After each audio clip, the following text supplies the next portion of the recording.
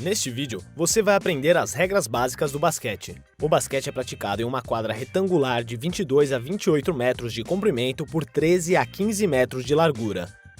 Ao fundo de cada lado da quadra há uma cesta de 45 centímetros de diâmetro presa a uma tabela a 3 metros e 5 centímetros do solo.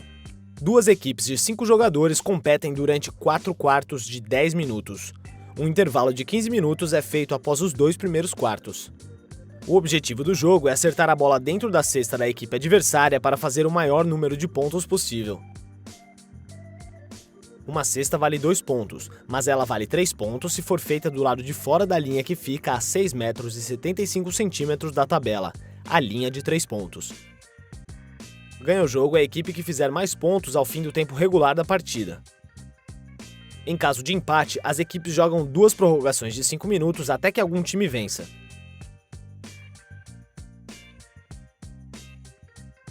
Para avançar em quadra, os jogadores têm de bater a bola ou fazer passes utilizando, para isso, apenas as mãos. No ataque, os jogadores estão sujeitos a infrações que, caso sejam cometidas, podem resultar em punição. A posse de bola passa ao time adversário. Em caso de contato físico ilegal que resulte em falta, os jogadores também podem ser punidos. Se marcadas, as faltas dão direito a 1 ou 2 lances livres ao adversário. O lance livre é um arremesso feito de uma linha marcada ao fundo do garrafão. Cada arremesso ou chute convertido vale 1 ponto. O garrafão ou área restritiva é a área retangular demarcada abaixo de cada tabela. O técnico pode fazer troca de jogadores a cada pausa da partida, sem limite de substituições. Agora você conhece as regras básicas do basquete.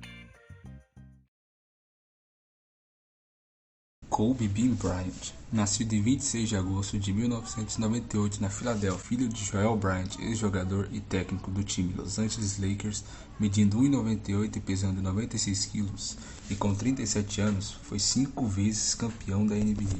Kobe foi MVP das finais da temporada de 2008 e 2 vezes MVP das finais de 2009 e 2010. Em toda sua carreira, Kobe já participou 17 vezes do NBA All-Star Game, o jogo das estrelas, onde apenas atletas nomeados All-Star, ou seja, de alto nível, podem participar, junto de outros atletas em diferentes times. E foi 4 vezes MVP do NBA All-Star Game. Em 1997, ele já foi o campeão do Slam Dunk Contest. Em 2006 e 2007, foi eleito cestinha da NBA, com marcas de 2.832 pontos e média de 35,4 pontos por jogo. Em 2007, o atleta, com marcas de 2.430 pontos, tinha média de 35,6 pontos por jogo. Aos 34 anos, Kobe realizou a proeza de ser o primeiro jogador mais jovem a bater a marca de 30 mil pontos na carreira. Até agora, você escutou tudo que Kobe conquistou em toda a sua carreira, e você se pergunta, onde está a filosofia de Kobe Bryant? Então agora veremos toda a trajetória de Kobe Bryant e como ele se tornou uma lenda dentro da NBA. Quando seu pai, Joel Bryant, assinou com Sebastiane Rietti, sua família teve de se mudar para a Europa e foi lá onde Kobe se tornou grande fã de Oscar Schmidt, sim, o jogador que atuava pela seleção brasileira de basquete. Kobe iniciou sua carreira de basquete na Lower Merion High School, ensino médio da Pensilvânia, e lá Kobe foi nomeado como o melhor jogador de basquete da High School dos Estados Unidos. Com todo esse talento que tinha, Kobe nem precisou ir para a faculdade antes de adentrar a NBA, que era um padrão requerido.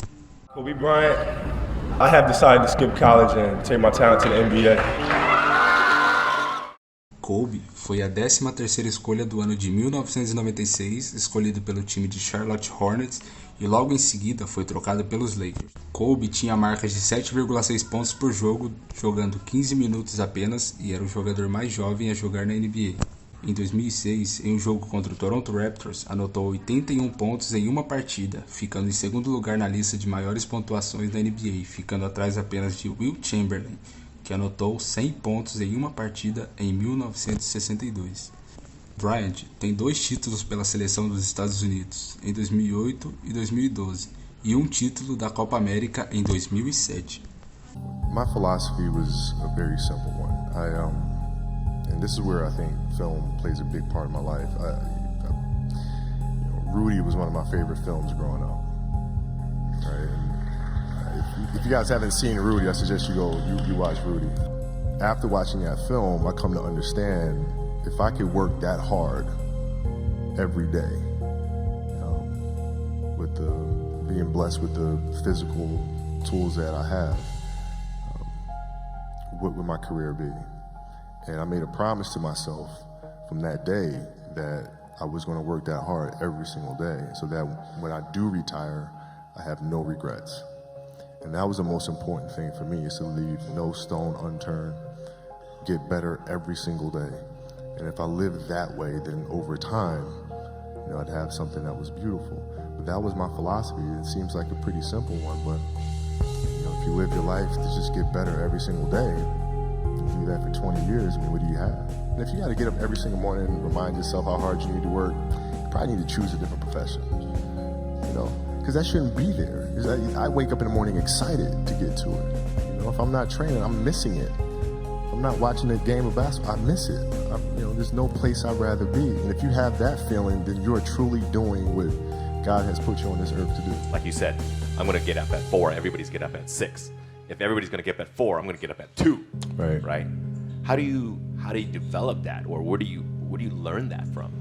Well, I think it's just it's just a matter of what's important to you, and what's important to you for whatever reason.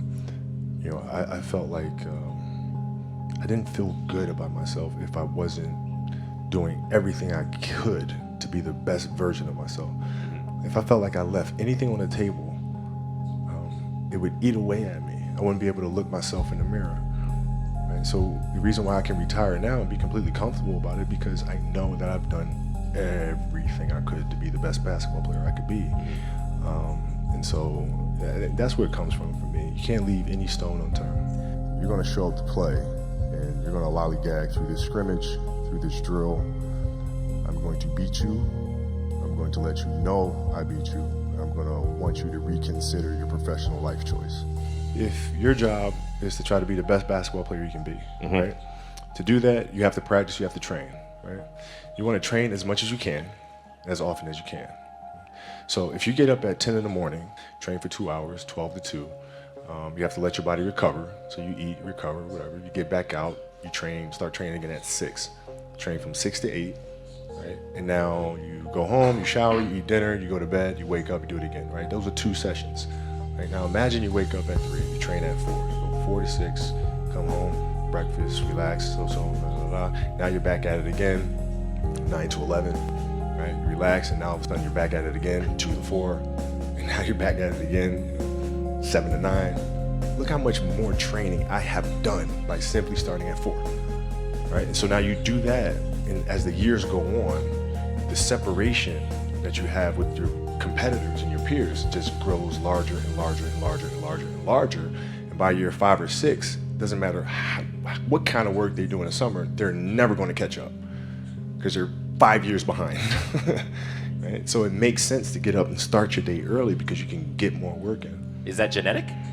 Or is that something you ingrained and trained yourself? No, it was Who just, taught you that? For me, it was just common sense. Like I can if I start earlier, I can train more hours, and I know the other guys aren't doing it because I know what their training schedule is. Right? So I know if I do this consistently over time, the gap's just going to widen and widen and widen and widen and widen, and they won't be able to get that back. So to me, it was just common sense. I'm like thinking, how can I get an advantage? Oh, start earlier. Yeah, let's do that. When did you start doing that? High school. We start. My first class in high school was 7:45. I used to get to the gym around 5 a.m. and I'd play before school. The idea is a very simple one, and the Mamba mentality simply means trying to be the best version of yourself. That's what the mentality means. It means every day, you're trying to become better. And it's a constant quest. It's an infinite quest. So starting at the age of 2, when I first started playing the game, and on and on and on, I always ask questions. I always try to get better every single day, learn more. What does losing feel like to you? It's exciting. Why is it exciting? Because it means you have different ways to get better. There's certain things that you can figure out that you can take advantage of, right? Certain weaknesses that were exposed that you need to shore up, right? So it was exciting. I mean, wins. It sucks to lose. Right. But at the same time, there are answers there if you just look at them. Because you get the information from losing more than from winning, probably. Yeah. I mean, the answers are there when you win too. You just have to look at them. Yeah. Right. So it's a constant process. It's exciting when you win. It's exciting when you lose because the process should be exactly the same, whether you win or you lose. As you go back and you look and you find things that you could have done better, you find things that you've done well that worked. You figure out how did they work, why did they work, how can you make them work again. Yeah. And but the hardest thing is to face that stuff. You know, the mistakes that you've made in that game, you have to do the hard stuff and watch that game and study that game to not make those mistakes over and over again just because you weren't brave enough to face it. You got to deal with it. Face it. Got to deal with it. Face it, learn from it. And what was your routine and ritual like after every game? Would you watch almost every game over or certain games? All of them. Every game you Every watch? game. Every game. The whole game The back? whole game. No So, way. Yeah. We're watching the start of the game Oh my to gosh. the end of the game. And not like the TV feed. We're watching the in-arena feed.